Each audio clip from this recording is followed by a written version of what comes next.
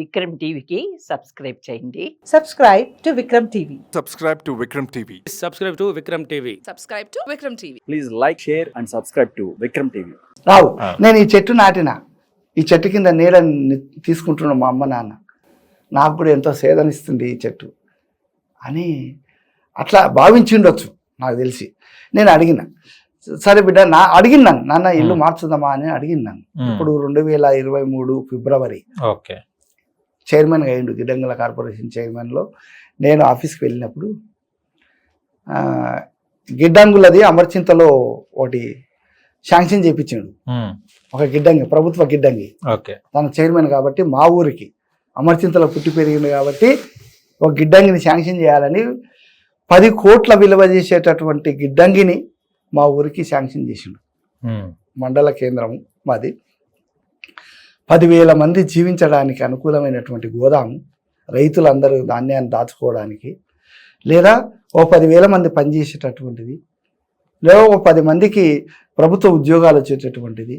ఆ సౌకర్యం నా కొడుకు ద్వారా ఈరోజు ఎందుకు కలిగింది అంటే, నా పుట్టిన ఊరు అది, నాకు జన్మనిచ్చిన ఊరు, నేను చదువుకున్న ఊరు, నేను తిరిగిన ఈ లొకాలిటీ, నా పేరు ఉండాలంటే నా ఊళ్ళో ఏదో ఒకటి స్థిరంగా ఉండాలి అని తను చేస్తున్నటువంటి ఆ సంస్థ నుంచి తెచ్చిండి. ఈరోజు నేను ఆంధ్ర, మా ఊర్లో యూనియన్ బ్యాంక్ ఉంది, యూనియన్ బ్యాంక్కి వెళ్తే ఎంప్లాయీస్ అంతా ఏమన్నారు, నీ కొడుకు కట్టించిందంట కదా, ఇది నీ కొడుకే ఇది శాంక్షన్ చేసిందంట కదా, ఎంత గొప్ప విషయం ఇది, 10 కోట్లు విలువ చేసేటటువంటి గిడ్డంగిని అని అనేక మంది మా ఊరోళ్ళు. ఇది ఎవరు ఉన్నా లేకపోయినా, ఏ ప్రభుత్వం వచ్చినా రాకపోయినా, ఉన్నా, ఓసారి కేసీఆర్ గవర్నమెంట్ ఉన్నప్పుడు అయ్యింది అది, ముఖ్యమంత్రి కల్వకుంట్ల చంద్రశేఖరరావు గారు ఆయన ఉన్న పీరియడ్లో జరిగింది అది. ఈ ప్రభుత్వం మారినా కూడా ఎవరి పేరు ఉంటుంది అంటే సాయి చంద్ పేరు ఉండాలి. అంతే.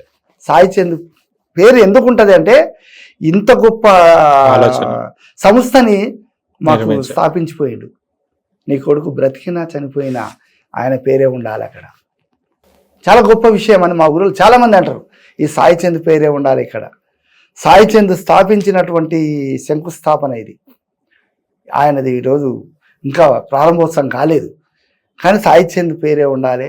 సాయి చంద్ యొక్క జ్ఞాపకంగా అవసరమైతే అక్కడ ఒక విగ్రహాన్ని కూడా ఏర్పాటు చేసి సాయి చంద్ని తలుచుకునేటట్లు ఉండాలి అని చాలామంది, నేను అనేదానికంటే కూడా మా ఊరు ప్రజలందరూ, రైతులు ముఖ్యంగా, సాయి చంద్ పేరే ఉండాలన్నా అని చాలామంది నాకు చెప్తుంటే, అనేక మంది రైతులు అంతా వచ్చి ఎంత మంచి పేరు తెప్పించిపోయిండు కదా సాయి అంటే, రైతుల హృదయాల్లో సాయి నిలిచిపోయిండు.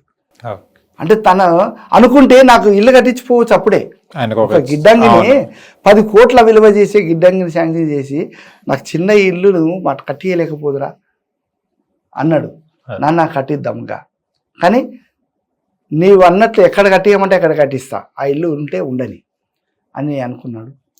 సరే బిడ్డ నీ ఇష్టం అన్నాను. నాకు ఇది కావాలి, ఇది పడగొట్టి నాకు మంచి కట్టి బిడ్డ అని నేను అడగలే. నాన్న నాకు తెలుసు నీ మనసు ఎటు ఉంటుందో, నువ్వు అడగవు నాకు తెలుసు. ఒక డ్రెస్ కూడా అడగవు మా నాన్న, నేను ఒక డ్రెస్ కూడా అడగలే బిడ్డ, నాకు ఒక డ్రెస్ ఇప్పి అని హైదరాబాద్లో ఎన్నడూ షాపింగ్ చేయలే నా 2 కొడుకులతోటి. అంటే మా నాన్న కనీసం డ్రెస్సులు కూడా అడగనోడు ఇంత పెద్ద ఇల్లు కట్టి అని అడుగుతాడా? లేదా ఒక 10 ఎకరాల భూమి కొనియమని, ఆస్తి కొనియమని అడుగుతాడా? అడగడు మా నాన్న. ఏమైనా చేస్తే మేమే అనుకొని చేయాల అని నా కొడుకులు భావించింది ఇద్దరు. కనుక అంత సింప్లీగా జీవించడం వల్ల ఈరోజు చాలామంది ఆశ్చర్యపోతున్నారు. అంటే కొడుకులు కట్టియలేక కాదు, అది కొడుకుల దగ్గర ఆస్తి లేకపోవడం వల్ల కాదు. వాళ్ళు ఏమనుకున్నారంటే, మా నాన్న మనస్సుని మేము ఎరిగినాం, మా నాన్నకు ఆస్తుల పట్ల ఉండే కంటే ఆశల మీద ఉన్నాయి. నా పిల్లలు ఎంత గొప్పగా జీవిస్తున్నారు, ఎంత గొప్పగా తయారవుతున్నారు అనే ఆశతో జీవిస్తున్నాడు మా నాన్న.